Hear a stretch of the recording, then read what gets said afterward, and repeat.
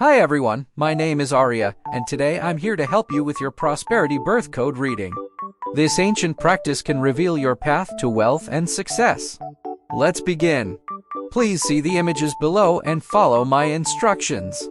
Choose an image that represents your date of birth, for example. If your date of birth is August 13th, you should choose an image that shows the sun with rays behind it. Now let's move on to your password. Your password is August 13th, 2038. And this is your prosperity birth code reading. The number of rays behind the sun represents your karmic lesson to be learned. In this case, it is 13, which symbolizes abundance and success.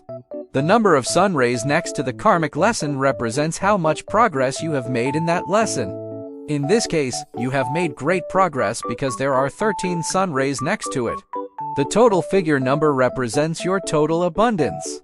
The total number of sun rays in the image is 13, representing your abundance. So by combining all these numbers, you can see that you are destined for abundance and success in your life. Thank you for joining me today for this reading.